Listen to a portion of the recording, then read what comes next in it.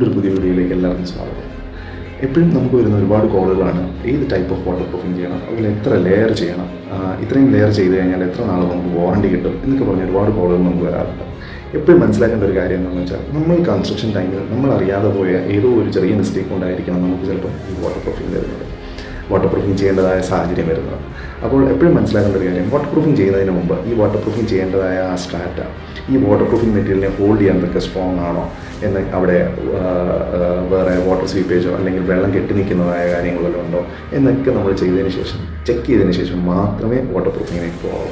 ഈ water proofing in case അവിടെ ഈ സ്ട്രാറ്റ അത്ര സ്ട്രോങ് അല്ലെങ്കിൽ വീണ്ടും റീപ്ലാസ്റ്റർ ചെയ്യാം, ഇല്ല ഈ സ്ട്രാറ്റയിൽ ക്രാക്സ് ഉണ്ടെന്നുണ്ടെങ്കിൽ പവർ ഗ്രൗട്ടിങ് പോലുള്ള കാര്യങ്ങളൊക്കെ ചെയ്യാം.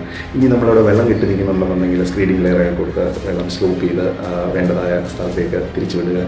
ഇതൊക്കെ ചെയ്തതിന് ശേഷം, ഇത്രയും കാര്യങ്ങൾ ചെയ്തതിന് ശേഷം ആണ് നമ്മൾ വാട്ടർ പ്രൂഫിങ് ചെയ്യുന്നതെന്നുണ്ടെങ്കിൽ നമുക്ക് ആരോടും എത്ര നാൾ വാറണ്ടി കിട്ടുമെന്ന് ചോദിക്കേണ്ട ആവശ്യമില്ല. ഉറപ്പായിട്ടും ലൈഫ് ലോങ് വാറണ്ടി കിട്ടും.